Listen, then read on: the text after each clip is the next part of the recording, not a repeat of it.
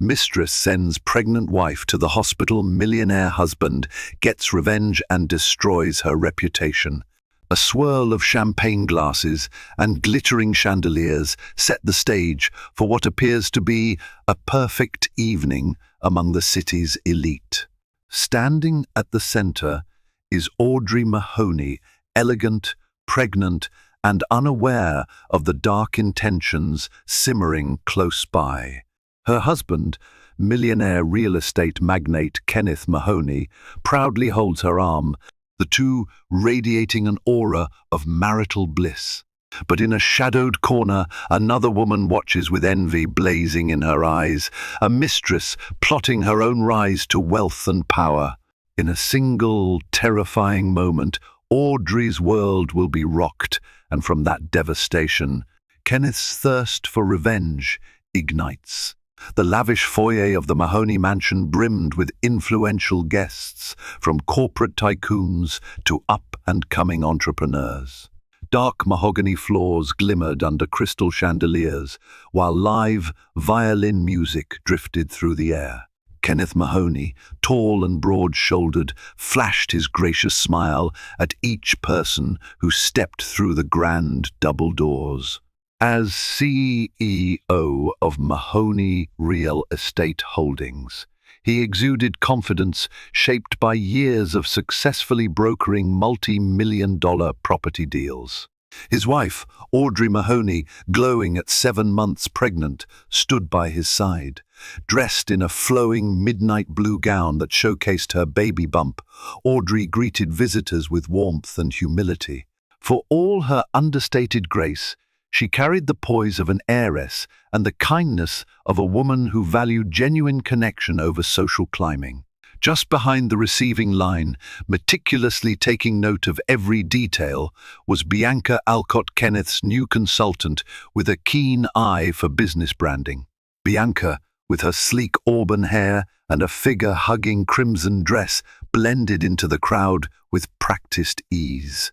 Few realized that beneath her polished smile, she eyed Audrey's position with cold determination. The more she observed Audrey's effortless rapport with guests, the more convinced she became that Audrey was a fragile obstacle to be removed, not a queen to be admired. At first, Bianca's role in Kenneth's life seemed strictly professional. He had hired her 6 months earlier to rebrand a series of commercial complexes in Redwood City. Her marketing prowess was undeniable, and her results had elevated several properties to near-instant success. Kenneth, keen on further expansion, welcomed her insight. Audrey, trusting her husband's judgment, had shown polite interest but kept a cautious eye on this new advisor. Throughout the evening, the dining hall buzzed with conversation about Kenneth's latest acquisitions. Photographers from local publications like the Bay Area Business Chronicle circulated, snapping pictures of the city's elite. Reporters angled for interviews with Kenneth, who graciously offered statements about modernizing Redwood City's skyline and sustainable development. Meanwhile, Audrey's best friend, Rebecca Farnsworth, a discreet and loyal confidant from her college days, hovered protectively. Rebecca had never fully trusted Bianca's too-perfect veneer. Toward the end of dinner, after hours of socializing and smiling for cameras, Audrey excused herself to freshen up. She slipped away, navigating the mansion's corridors lined with contemporary artwork. Bianca, ever watchful, seized the opportunity. Catching Kenneth alone near the dessert table, she leaned in with a conspiratorial grin. "You're the talk of Redwood City, Kenneth," Bianca murmured, swirling the champagne in her glass. "Everyone wants in on your next project. Congratulations."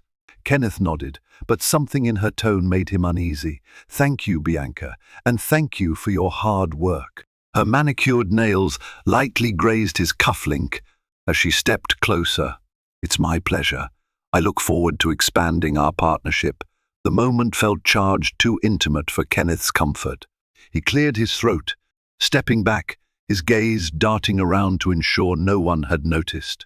He attributed the flutter of disquiet in his gut to the stress of hosting a major event, yet somewhere deep inside, A warning bell sounded. Audrey, returning from the powder room, spotted them from a distance. Bianca's posture, angled toward Kenneth, struck Audrey as a bit too familiar. Even so, Audrey dismissed the notion of impropriety. She was confident in her marriage. After all, trust was their cornerstone. As the party wound down and goodbyes were exchanged, Audrey felt an odd sense of fatigue, heavier than usual. Kenneth wrapped a supportive arm around her, ushering her gently to their bedroom. Unbeknownst to them, Bianca lingered in the foyer, glancing upward to where their lights shone, her eyes narrowing with envy. For her, the evening's success was only one step closer to claiming the life she believed she deserved. Quiet finally descended on the mansion, but the seeds of disruption had been planted. In the hush of the night, Audrey drifted off to sleep, blissfully unaware of Bianca's rising ambition and the sinister path it would carve. As Kenneth turned off the bedroom lamp, he vowed to protect Audrey and their unborn child from any harm. Little did he suspect that the greatest danger was already inside their very home, disguised behind a brilliant smile and cunning intellect. Bright morning light spilled through the sheer curtains of the Mahoney master suite. Audrey stretched carefully, mindful of her growing belly. Kenneth was already gone, tending to an early meeting downtown. On the bedside table lay a handwritten note. "Had to step out early, love. Breakfast is waiting for you. Call me if you need anything." Smiling, she touched the note, feeling grateful for his thoughtfulness. Downstairs, the household staff moved quietly, setting out fruit salad and freshly squeezed juice.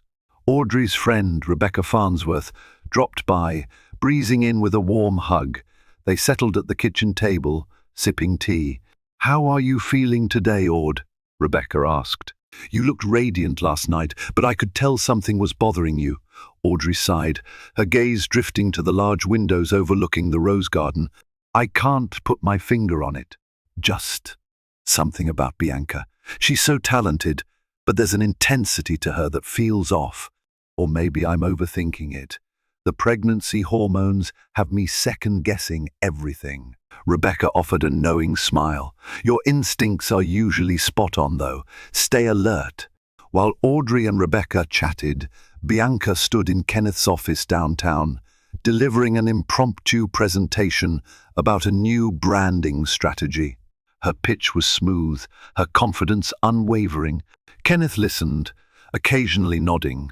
Yet a subtle tension lingered. He recalled the moment from the night before, how Bianca's demeanor had crossed a boundary he couldn't quite define. "That's a solid proposal," he admitted. "I like the social media angle you're suggesting.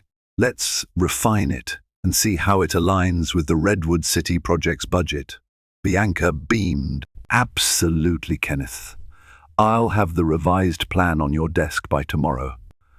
As they wrapped up, Bianca closed her laptop, carefully studying him. "You look exhausted. Maybe you should take a break, have lunch with me. My treat to celebrate last night's success." Kenneth hesitated. "I appreciate the offer, but I have back-to-back meetings." Her face briefly fell before she rallied with a smile. "Another time, then."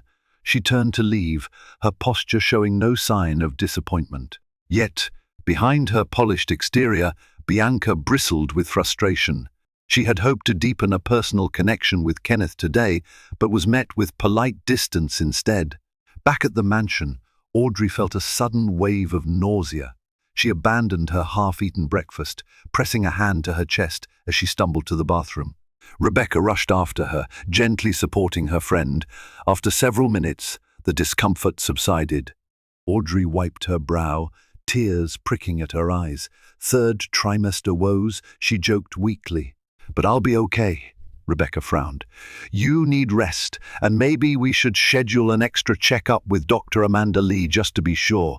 Nodding, Audrey agreed, grateful for Rebecca's unwavering support. She climbed the sweeping staircase slowly, each step reminding her of the little one growing inside. In her bedroom, she sank into a plush armchair and dialed her obstetrician's office. The receptionist, recognizing Audrey's name, squeezed her in for a same-day appointment. A few hours later, Audrey found herself in Dr. Lee's calm, well-lit office. The obstetrician ran routine checks, listened to the fetal heartbeat, and took Audrey's vitals. "Your blood pressure is slightly elevated," Dr. Lee noted with concern. "Try to avoid stress. At this stage, everything can affect the baby." Audrey promised to take it easy, but as she left the clinic, an uneasy thought took hold. Her stress had been minimal except for that nagging sense about Bianca. She brushed the worry away, deciding she wouldn't let speculation endanger her health or her child. That night, Kenneth returned late, weighed down by the day's demands. Over dinner, he discussed the Redwood City expansion, praising Bianca's innovative ideas. Audrey listened, forcing a supportive smile, but she couldn't shake the tension in her chest. She recalled Dr. Lee's advice and resolved not to let her suspicions fester without cause. "I trust your judgment," Audrey said softly. "Just remember to put boundaries in place. You've been working so much lately." Kenneth reached for her hand across the table, his eyes full of warmth. "I promise, the moment these deals wrap up, I'll shift all my focus to you and the baby." In the dimly lit dining room, the couple shared a tender moment. But elsewhere, a silent storm brewed. Bianca was forging ahead with new strategies, methodically weaving herself into every corner of Kenneth's professional life. Day by day, she intended to close the distance between them, determined to be more than just a consultant. And if that meant Audrey had to be displaced physically or otherwise, Bianca was all too willing to push. The following week saw Redwood City humming with talk of Kenneth Mahoney's upcoming groundbreaking ceremony for a luxury condominium complex. Advertisements plastered bus stops and billboards, promising a new standard of living. Behind the glossy campaign was Bianca Alcott, her strategic genius evident in every tagline. In Kenneth's office, phone calls and consultations ran non-stop. Bianca occupied a desk at the far end, working side by side with Kenneth's regular staff.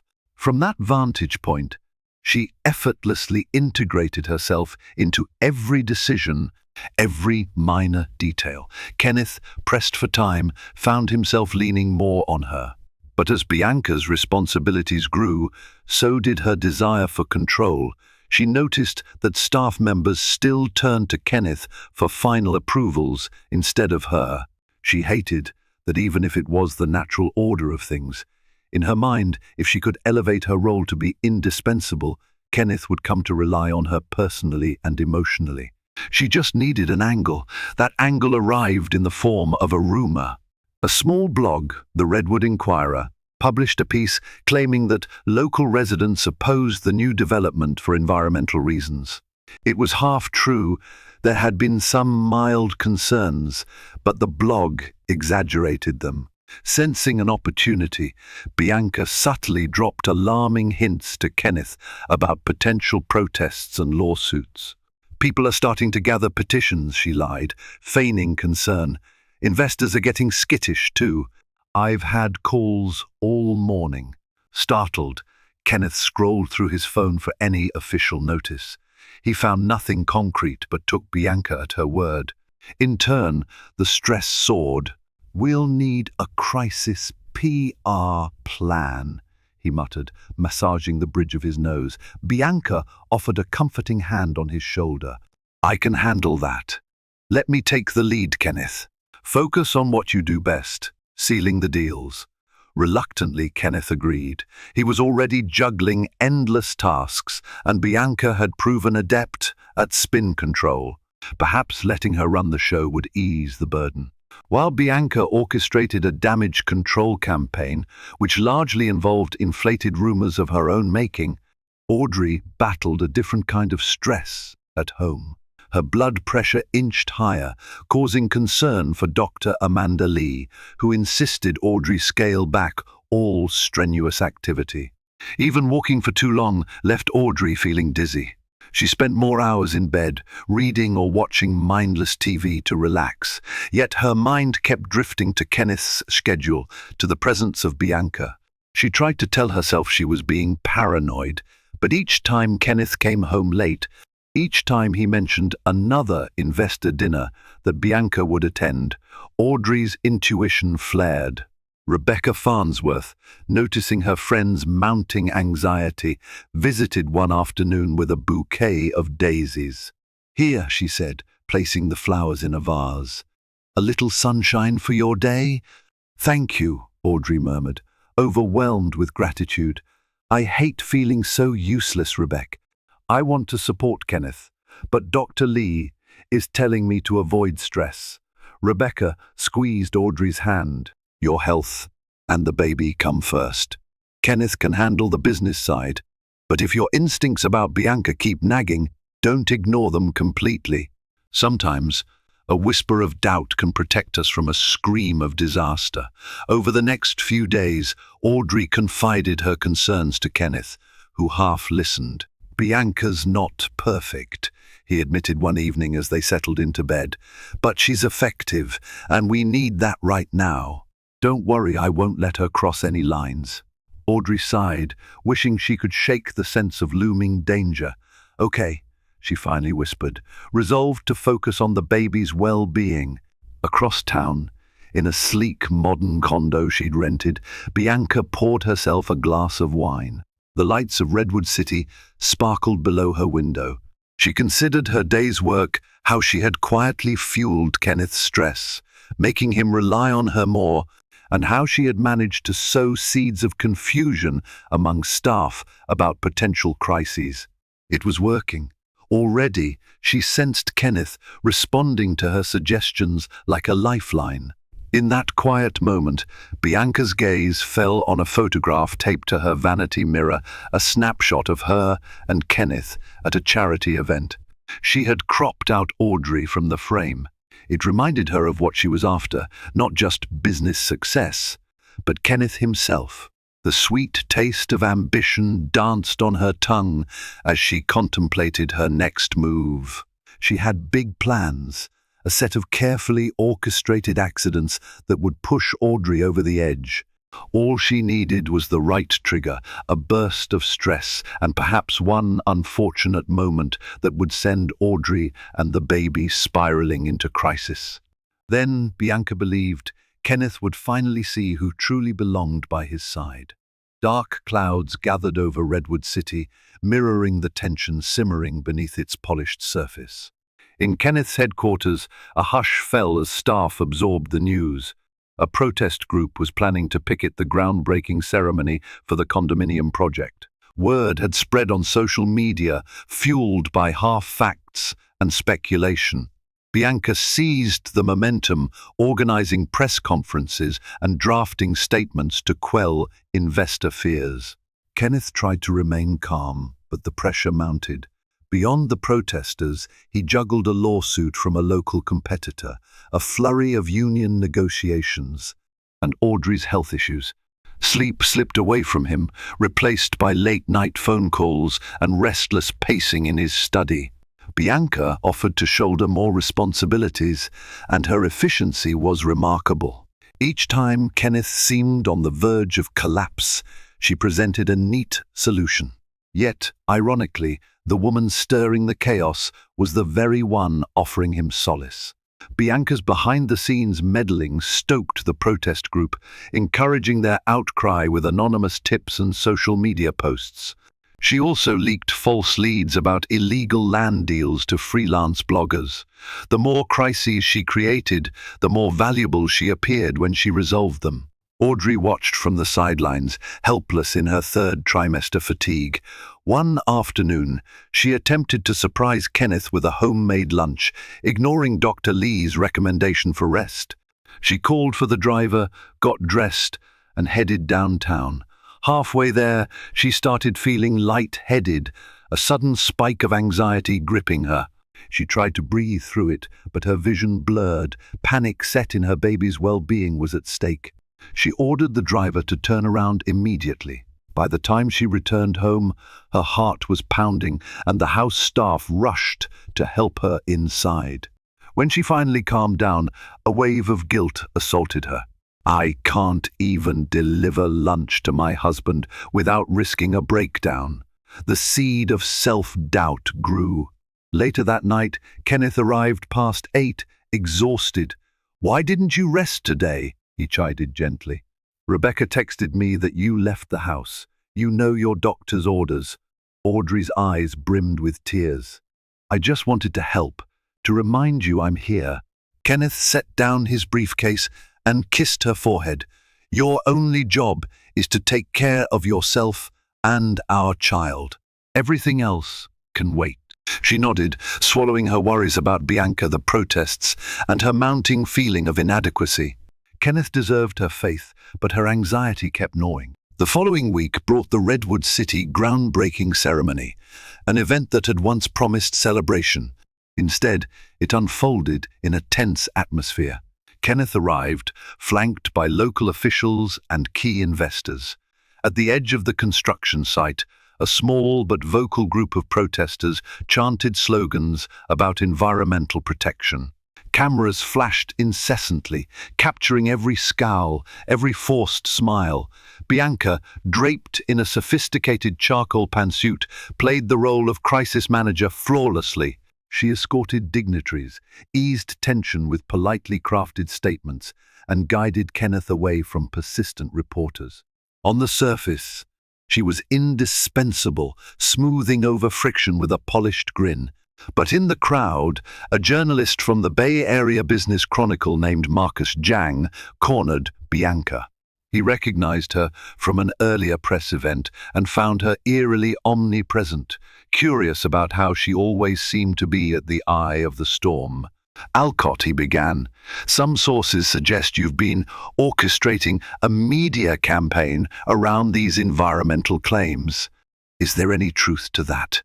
Bianca narrowed her eyes, her smile never faltering. "That's a baseless rumor," she said coolly. "My only goal is to ensure transparency for Mahoney Real Estate." Yet a flicker of defensiveness crept into her tone. Marcus sensed it but decided to hold off on pressing too hard, at least for now. He made a mental note to investigate further. After the ceremony, Kenneth collapsed into his limousine, head throbbing.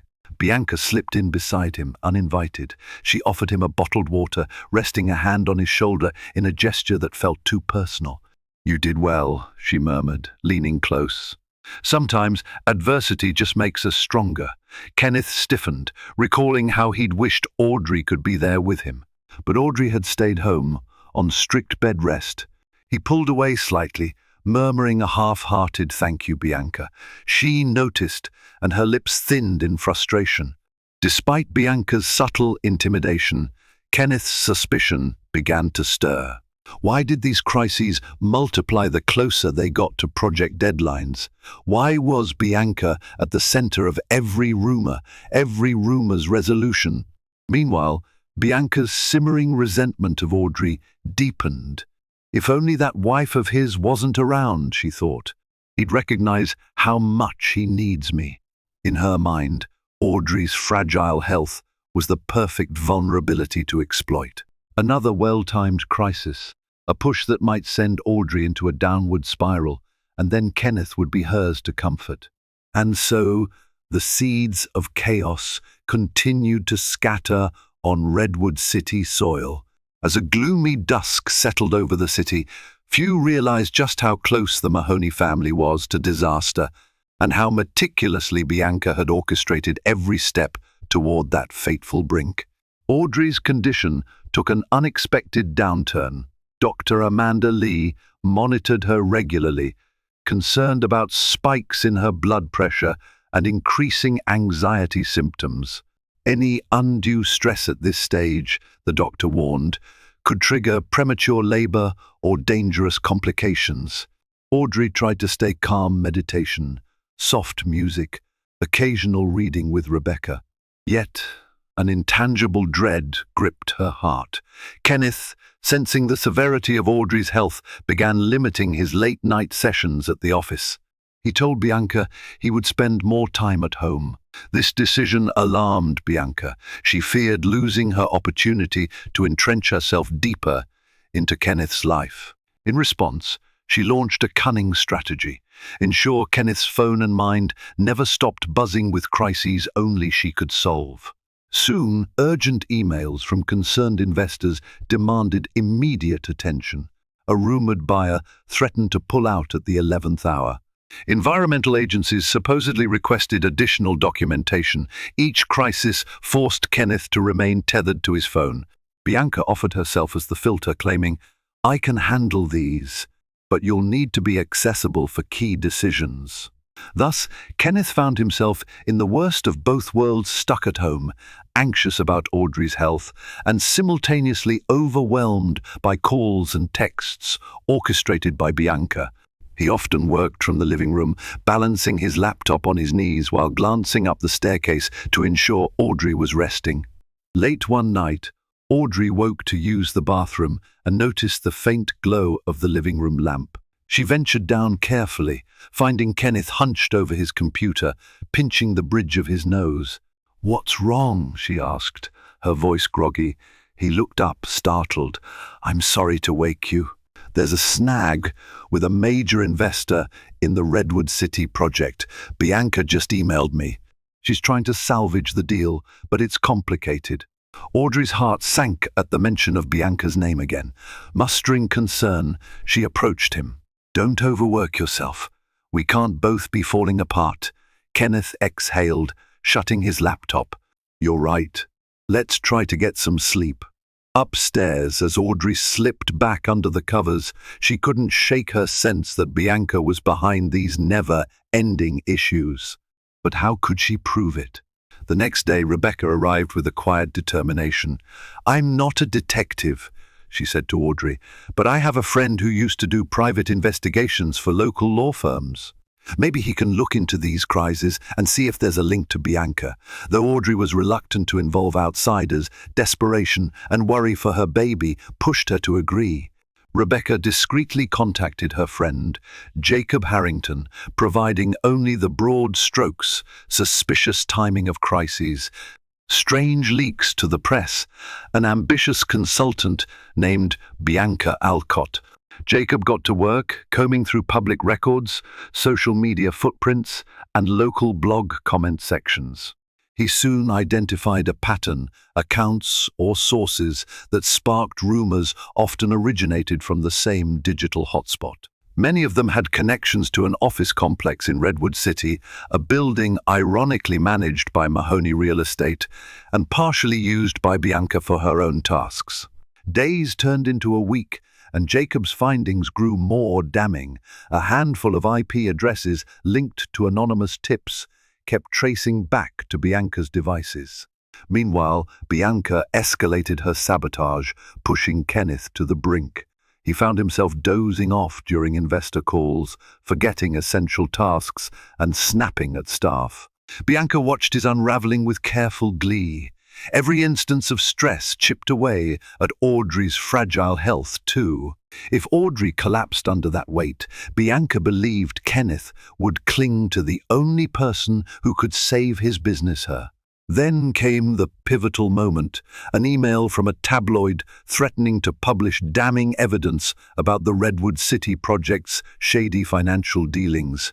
The allegations were false, but the scandal threatened to alarm other investors. Kenneth, frantic, phoned Bianca in the middle of the night. She answered on the first ring. "We'll handle it," she purred confidently.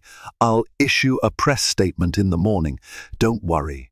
As Bianca hung up, a triumphant smirk danced on her lips. She had planned this fiasco from the start, ensuring she alone could quell it. Little did she suspect that Jacob Harrington was now hot on her trail, gathering each digital breadcrumb she had left behind.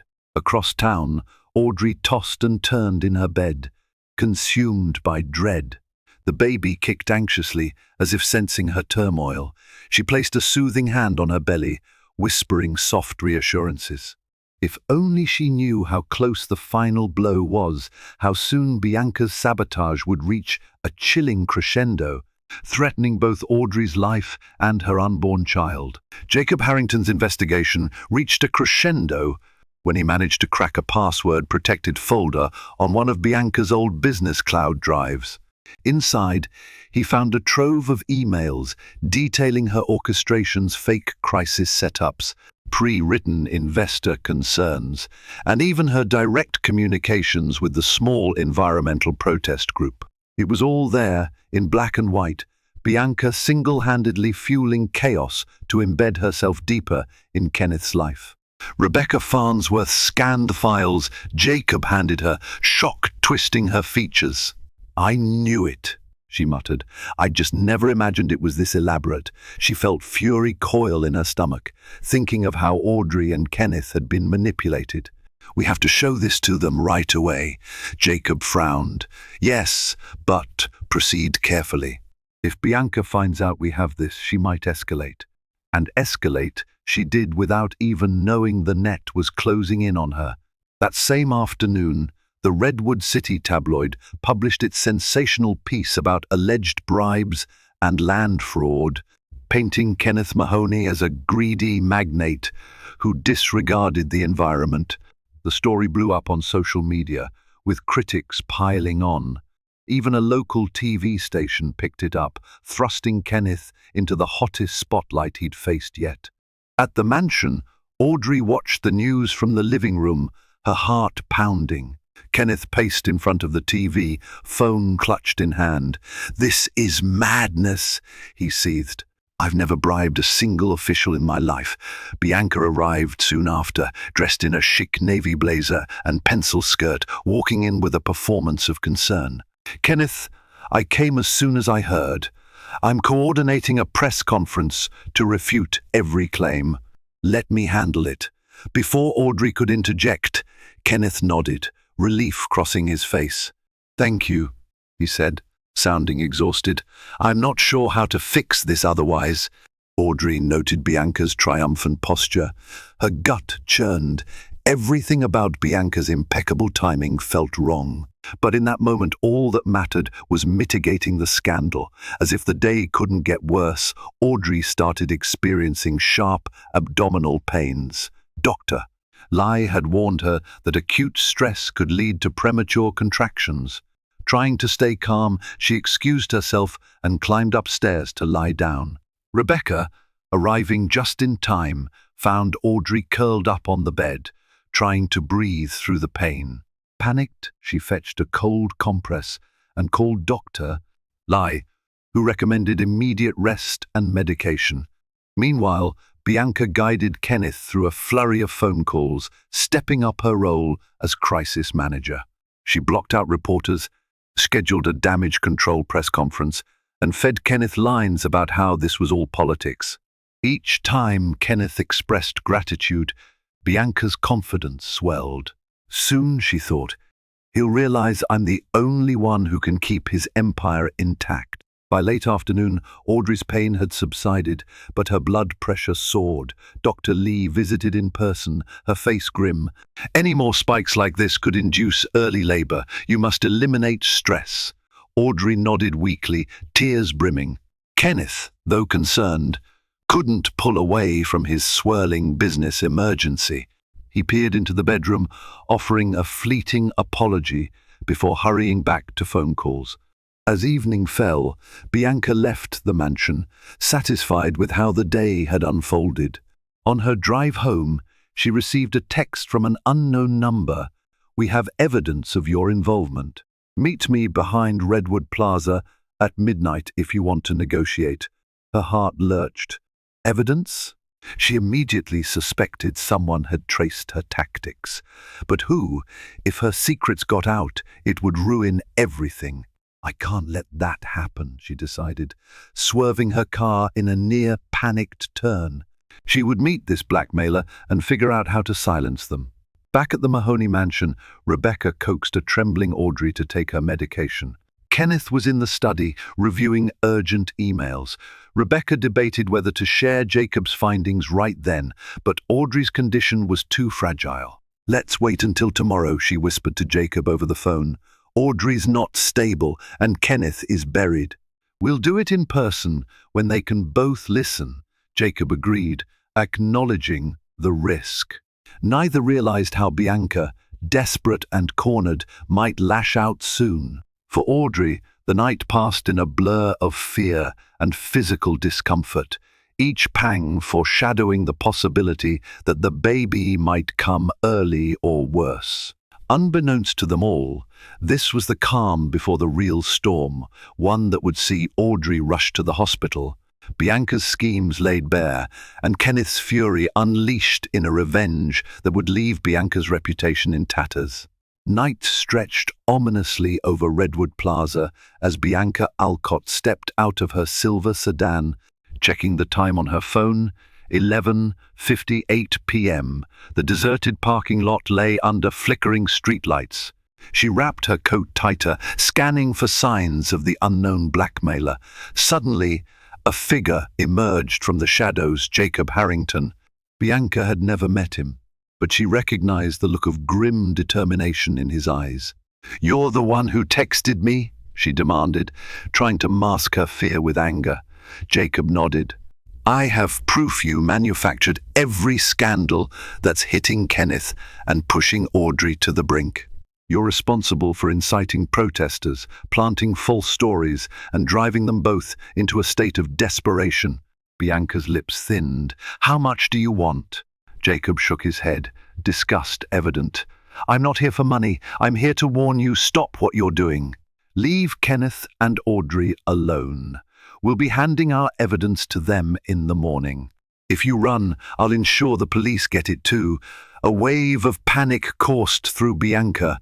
She had not anticipated an ethical blackmailer. "You can't prove anything. People spread rumors all the time." Jacob handed over a folder. On top were screenshots of her emails, phone logs, IP addresses. "I can prove everything." Her composure cracked. She lunged for the folder, but Jacob snatched it back, stepping beyond her reach. "You need to face the consequences," he snapped. "I'm only telling you now because I want to give Audrey and Kenneth a chance to handle this privately." Bianca stood there, trembling, her mind spinning. If Kenneth saw that evidence, she'd lose him.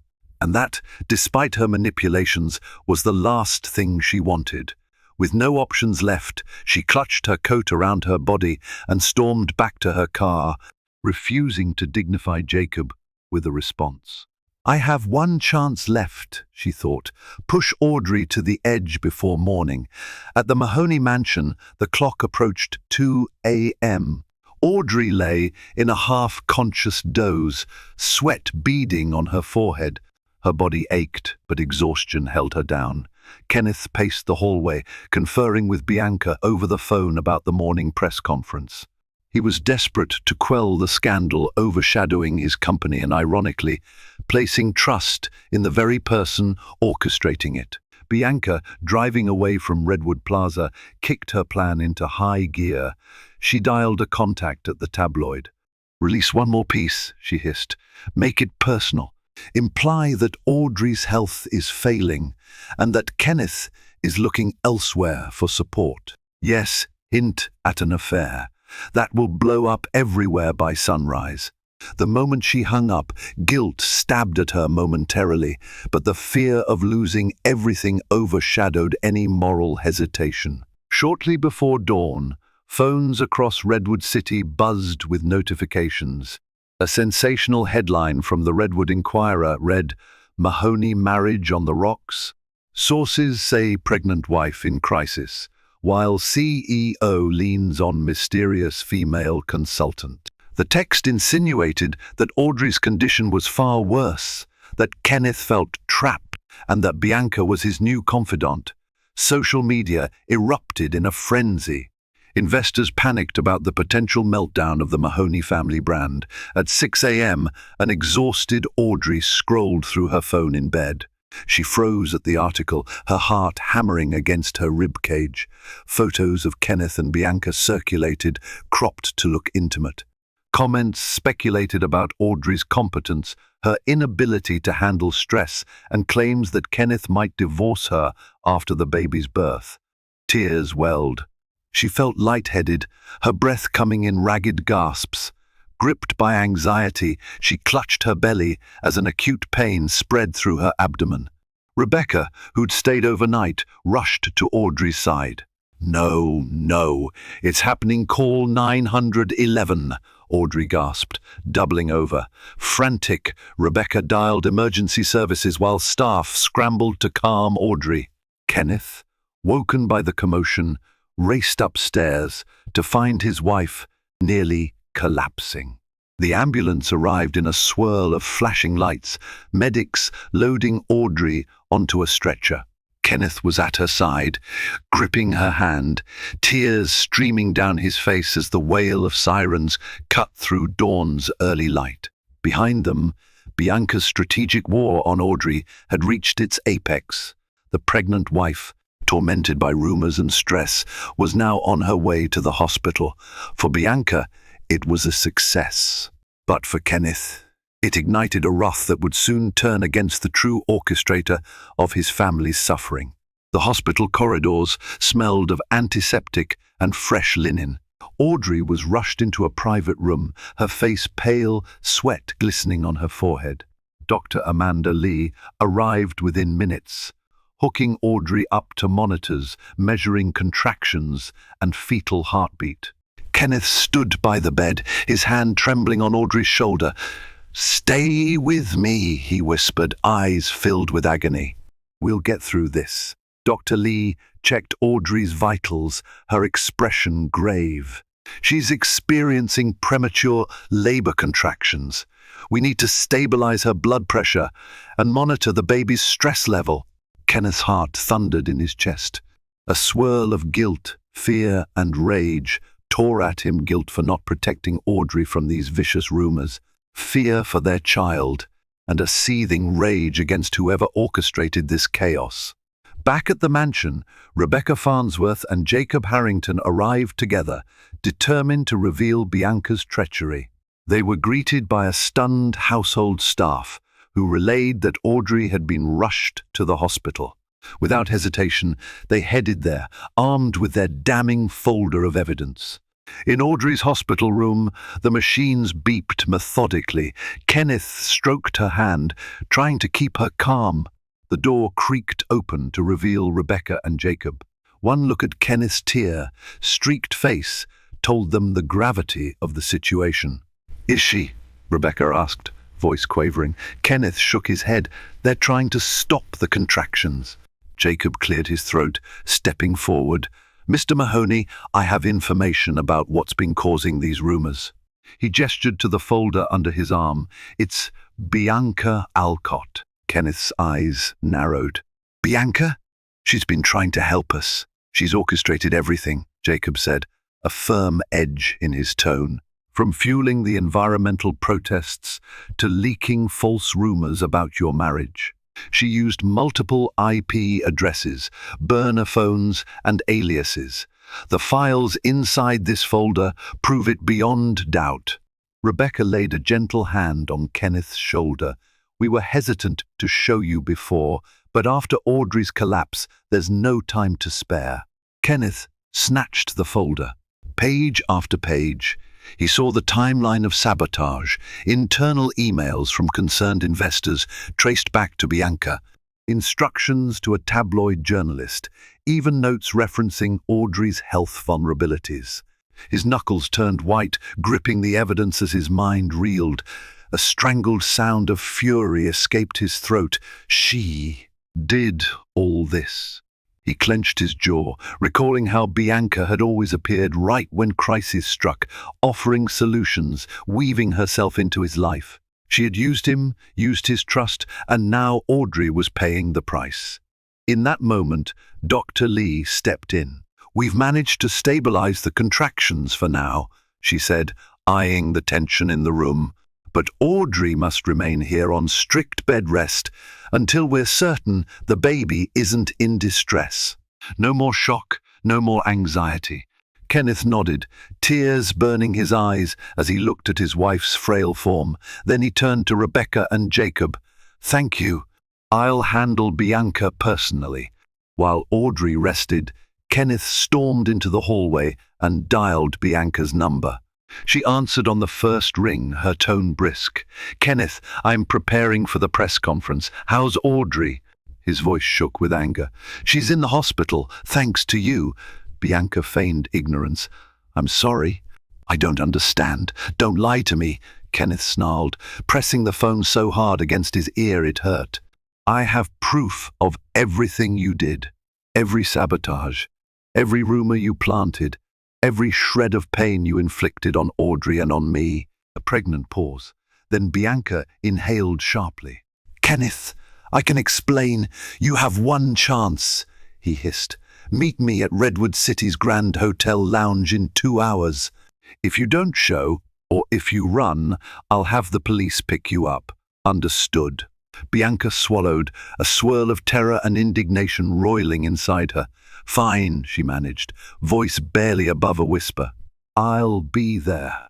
Kenneth hung up and returned to Audrey's bedside for a brief moment, pressing a gentle kiss to her forehead. She stirred, half-conscious, whispering his name. He promised her he would fix this. Then he stepped out, heart pounding. Bianca had nearly taken his family away. She had manipulated him, jeopardized his child's life. The time for mercy had passed. He would ensure Bianca's downfall was as public and brutal as her schemes had been hidden and insidious. And once her reputation lay in shreds, she would finally comprehend the consequences of crossing the Mahoney family. The Grand Hotel Lounge in Redwood City gleamed with polished marble floors and plush velvet seating.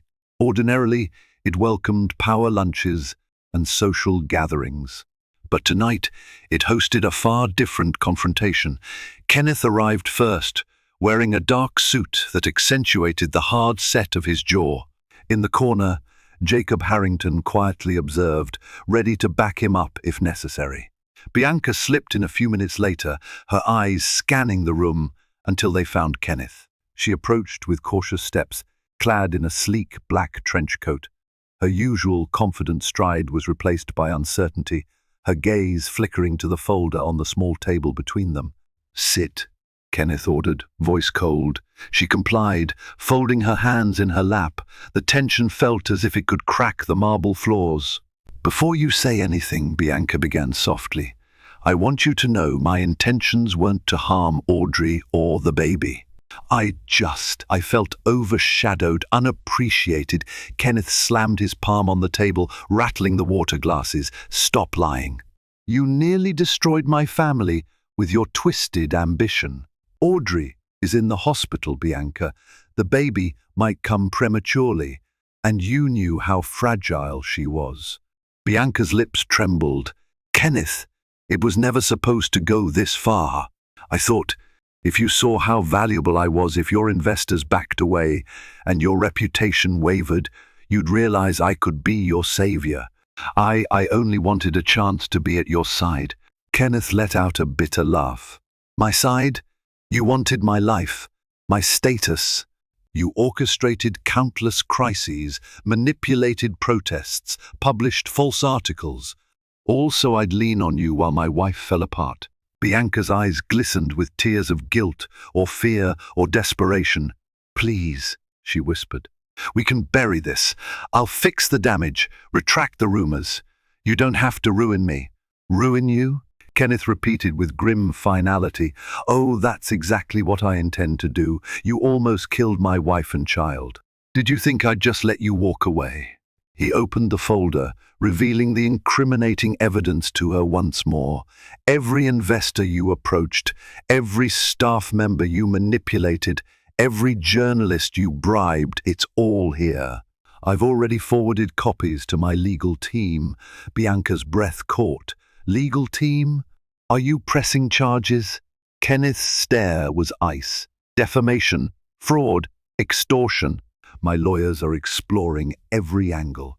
Criminal charges may follow, but even if we settle, I'll make sure the entire city knows who you truly are. No one will ever hire you again." His words cut sharper than knives. For Bianca, who thrived on prestige and ambition, it was a fate worse than jail time, social and professional obliteration. She quivered in her seat, tears rolling down her cheeks. "Kenneth, I'm begging you. I'll do anything to make this right." He leaned forward, voice low and deadly calm. "The only thing I want is for you to vanish from my life, confess publicly, retract every rumor, make a statement exonerating Audrey and my business, then leave Redwood City. If you fight me on this, I'll release everything to the authorities. You'll be in handcuffs within the week." Trembling, Bianca buried her face in her hands. Kenneth rose, retrieving the folder. "I'm done speaking to you. My attorneys will be in touch. Remember, you made your own bed." Striding away, Kenneth felt a tidal wave of righteous fury coursing through his veins. Outside the lounge, Jacob Harrington nodded, following Kenneth to the car. "She looked pretty broken," Jacob remarked quietly. Kenneth closed his eyes, recalling Audrey's pale face in the hospital bed. "Not broken enough," he murmured, voice hoarse. "She'll never understand the pain she caused." He drove straight to the hospital, heart heavy with a mixture of relief and anger. In Audrey's room, he found her asleep, color returning to her cheeks as the Thorth dripped medicine into her veins. Dr. Lee said the contractions had slowed, but the threat of premature labor remained. Carefully, Kenneth took Audrey's hand, leaning in close. "It's over," he whispered, though a shadow of doubt lingered. Bianca might sign confessions and leave Redwood City, but the damage she inflicted wouldn't vanish overnight. Regardless, vengeance tasted both bitter and necessary. His priority now was ensuring Audrey's recovery and safeguarding their child. Bianca had unleashed havoc, believing it would grant her power. Instead, she reaped Kenneth's wrath, her once bright future in Redwood City scorched to ashes. For Audrey and the baby, a new dawn beckoned a life free from Bianca's schemes. And for Kenneth, this was only the beginning of rebuilding what had nearly been destroyed. 2 days later, Audrey's condition stabilized. The hospital room felt lighter, with colorful flowers and gentle sunlight streaming through the blinds. Kenneth hovered protectively, updating her on the final fallout of Bianca's betrayal, but keeping details sparse for fear of causing undue stress. Rebecca Farnsworth visited daily, bringing warm broth and conversation to cheer Audrey up. Jacob Harrington stopped by once to confirm that Bianca had indeed signed a confession, which Rebecca read aloud to Audrey in measured tones. She admitted to orchestrating the entire set of rumors.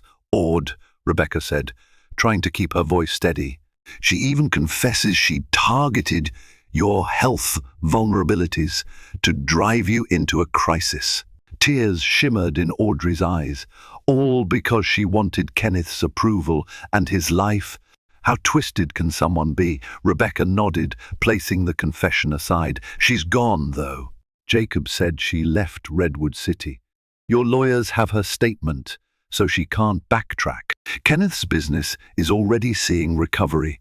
Investors who were spooked are returning once they see the truth." Audrey leaned back against her pillows, exhaustion creeping up. She felt waves of gratitude for her friend's support and sorrow for the stress that nearly cost her and her unborn baby their safety. When Kenneth entered, he offered a gentle smile, slipping an arm around Audrey's shoulder. "How are you feeling?" he asked softly. "Better," she replied. "The baby's more active now. Doctor, Lai thinks we might carry to term if I stay on strict bed rest." Kenneth kissed her temple. "That's all I need to hear." He turned to Rebecca. "Would you give us a moment?" Once they were alone, Audrey cupped her husband's cheek. "I'm sorry I doubted you, even a little bit. Bianca made it look like you were relying on her for more than business." Kenneth shook his head, placing his hand over hers. "Never. I'm sorry I didn't catch on to her manipulations sooner. I should have protected you." They embraced, letting the hospital's quiet hush wrap around them. No words could erase the harrowing weeks they'd just survived, but they had each other, and their child was still safe. That was more than enough. Over the next month, Audrey remained under close watch, but her health steadily improved. Kenneth, having implemented thorough damage control, saw his real estate empire regain its footing. Publicly, news of Bianca's confession circulated with measured caution. Investors realized they had been duped by a cunning saboteur, and support rallied around Kenneth and Audrey. For Redwood City, the scandal became a cautionary tale about the power of rumor and ambition. Bianca's name turned to ash among professional circles. Clients she once courted severed ties, industry events blacklisted her, and her reputation lay in tatters. It was rumored she fled to another state, hoping to start anew. Yet the digital trail of her confession followed her, tarnishing her prospects wherever she tried to rebuild.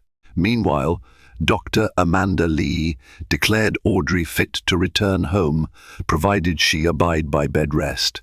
The day she left the hospital, Kenneth guided her gently to the waiting car, staff waving goodbye. The relief in the air was palpable. Back at the Mahoney mansion, the staff had rearranged the bedroom for maximum comfort, a plush recliner by the window, warm blankets, flowers from well-wishers. Kenneth's first priority was to wrap Audrey in his arms, inhaling the scent of her hair. She laughed softly, feeling the baby kick, feeling safe. Rebecca emerged from the kitchen, carrying a tray of herbal tea and homemade cookies. "Welcome home, Mama-to-be," she teased. "No more drama, promise." Audrey laughed, tears of happiness slipping down her cheeks. "I'll hold you to that." Night fell, a calm hush settling over the mansion. In their bedroom, Audrey rested while Kenneth read a parenting book.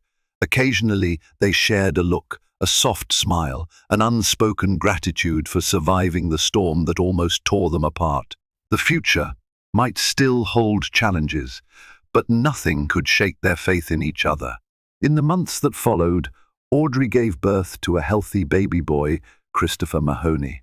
His arrival symbolized a fresh start, a tangible reminder that love, resilience, and truth could conquer even the most poisonous deceit. Kenneth gazed at his newborn son with awe, silently vowing that no threat would ever again jeopardize his family.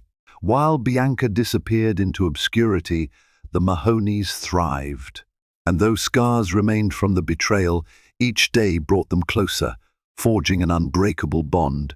In a city shimmering with ambition and wealth, their story became a beacon of what truly mattered: the power of loyalty, the triumph of truth, and the unshakable strength of a family united against all odds. Kenneth and Audrey Mahoney's ordeal served as a stark reminder of how ambition, when twisted by envy, can shatter lives. Yet from the edge of heartbreak, their bond emerged unbreakable.